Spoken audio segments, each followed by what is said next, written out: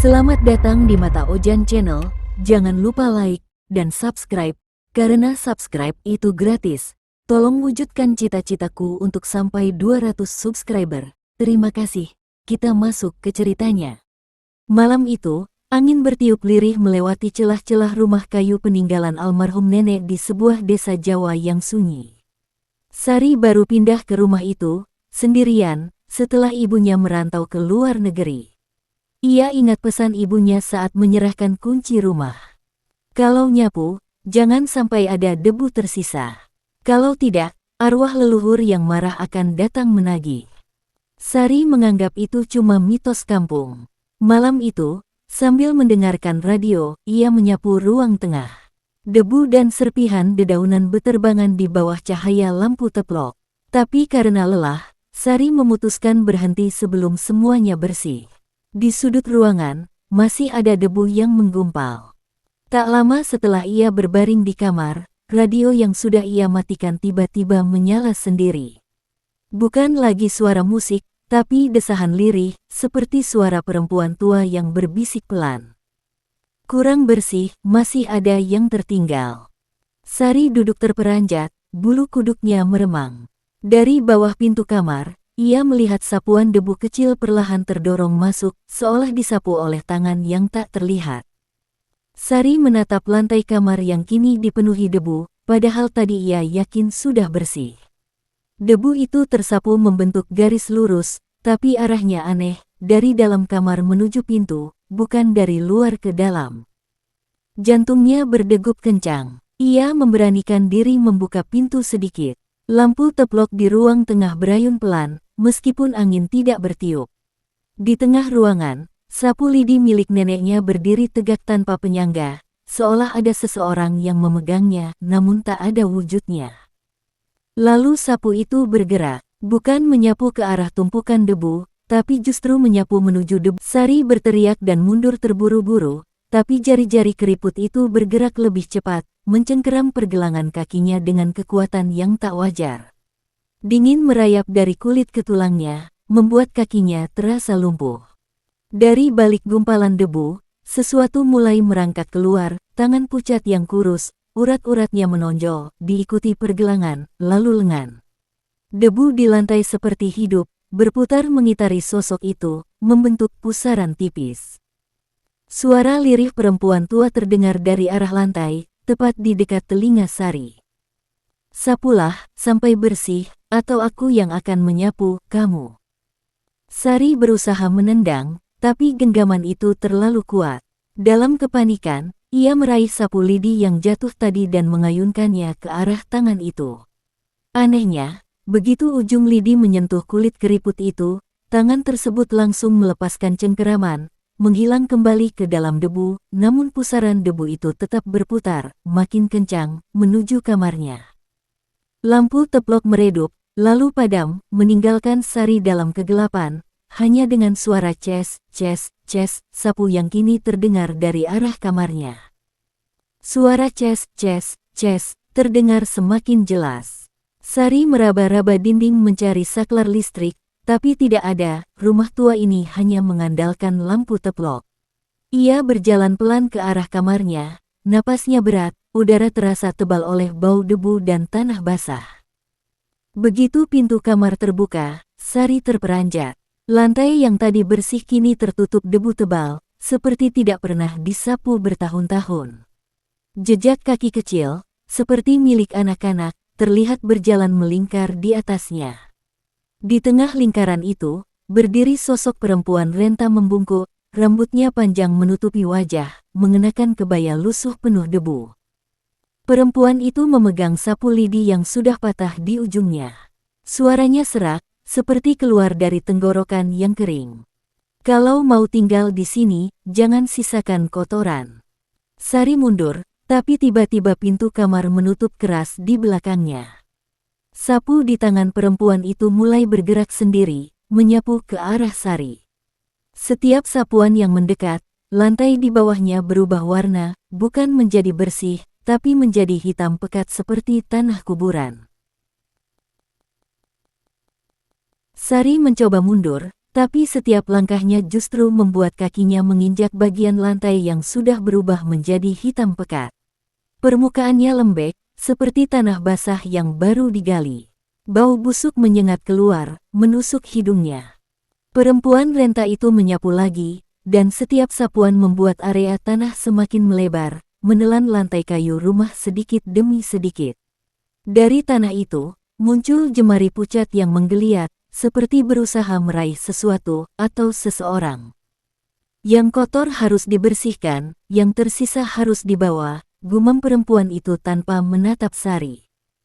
Tiba-tiba jemari dari tanah mencengkeram kedua mata kaki Sari, menariknya dengan kekuatan luar biasa.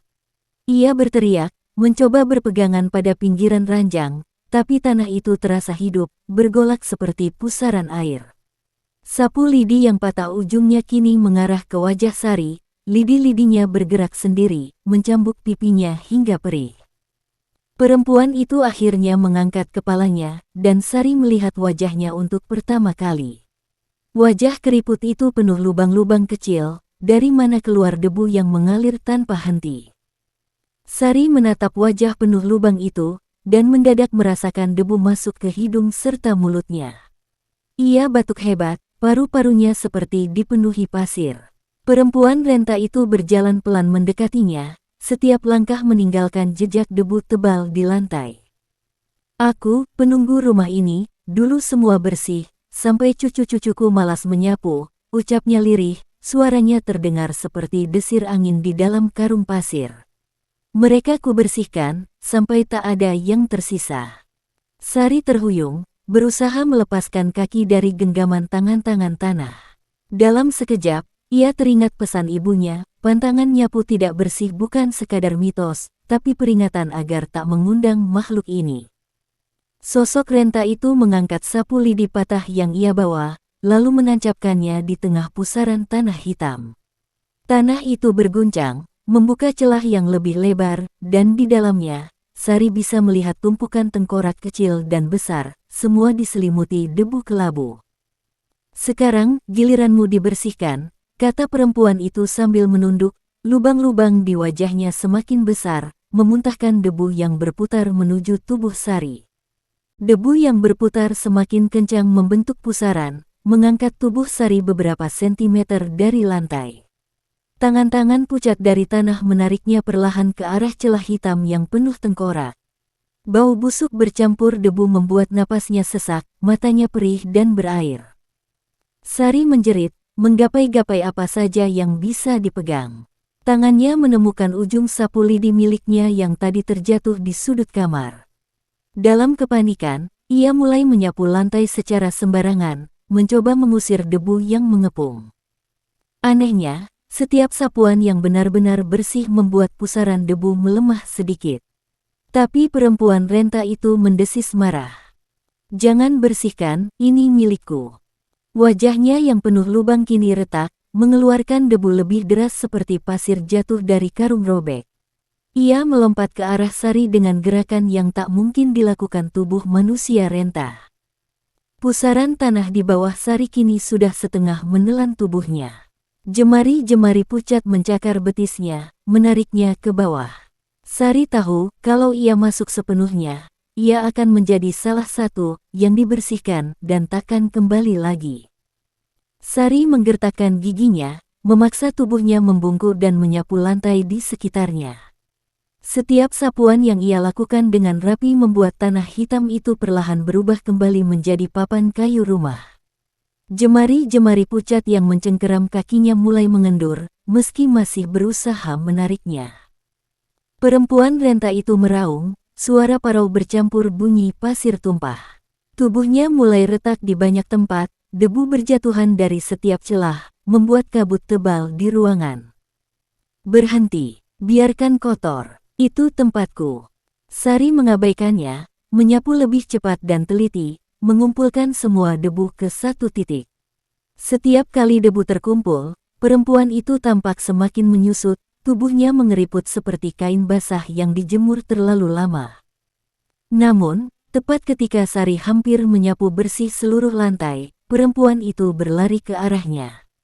Gerakannya cepat, Tidak lagi menyerupai manusia renta, tangannya yang penuh debu meraih leher Sari, mendorongnya jatuh tepat di atas tumpukan debu terakhir yang belum ia bersihkan. Tanah hitam itu kembali terbuka di bawahnya, dan kali ini tarikan dari dalam jauh lebih kuat. Celah tanah hitam di bawah tubuh Sari berputar seperti pusaran air, menelan papan lantai di sekitarnya. Jemari pucat tak lagi sekadar menarik, kini mereka mencengkeram begitu erat, kuku-kukunya menembus kulit Sari hingga terasa nyeri menusuk tulang. Sari berusaha meraih sapu lidi yang terlepas dari tangannya, tapi perempuan renta itu menginjaknya. Dari lubang-lubang di wajahnya, debu terus memuntah, masuk ke mata, hidung, dan mulut Sari, membuatnya hampir tak bisa bernapas. "Kamu milik debu, akan ku bersihkan, sampai tak bersisa," bisiknya, begitu dekat hingga Sari bisa mencium bau tanah busuk dari napasnya. Dengan sisa tenaga, Sari meraih potongan lidi yang patah di lantai. Ia mengayunkannya ke arah wajah perempuan itu. Serangan itu membuat salah satu lubang di wajahnya retak lebih lebar, memuntahkan debu dalam jumlah besar. Angin berhembus kencang, menyapu debu ke segala arah. Sari memanfaatkan momen itu, meraih sapu lidi, dan dengan gerakan cepat menyapu tumpukan debu terakhir di lantai. Begitu debu terakhir hilang, jeritan melengking memenuhi ruangan, dan perempuan renta itu mulai larut menjadi pusaran debu yang lenyap tersedot ke dalam celah, yang kemudian menutup rapat. Sari terkapar di lantai, terbatuk-batuk, tapi ia merasa ini belum selesai. Dari sudut ruangan, ia melihat satu gumpalan debu kecil yang tertinggal. Sari menatap gumpalan debu kecil di sudut ruangan. Pikirannya berteriak untuk segera membersihkannya, tapi tubuhnya lemas, napasnya masih tersengal. Ia mencoba meraih sapu lidi, tapi tangannya gemetar, sapu itu terlepas lagi. Gumpalan debu itu bergetar, lalu mulai bergerak sendiri, membentuk lingkaran kecil di lantai. Dari dalamnya, muncul suara napas pelan, seperti orang yang baru saja terbangun dari tidur panjang. Belum bersih. Sari memaksakan diri merangkak, tapi ketika jemarinya hampir menyentuh debu itu, lantai di bawahnya berubah dingin, dan dari celah kecil yang tiba-tiba terbuka, sepasang mata pucat menatapnya dari bawah. Suara sapu lidi kembali terdengar, ces, ces, ces. Namun kali ini bukan dari lantai, melainkan dari bawah papan, seperti seseorang sedang menyapu di dunia lain. Sari menatap celah itu, dan matanya melebar. Dari dalam, sebatang sapu lidi perlahan menyembul menuju wajahnya. Lampu teplok padam, sunyi. Di rumah itu, debu kembali menebal, menunggu korban berikutnya yang lupa pada pantangan Jawa, jangan nyapu tidak bersih. Selesai. Terima kasih telah mendengarkan hingga akhir, sampai jumpa lagi.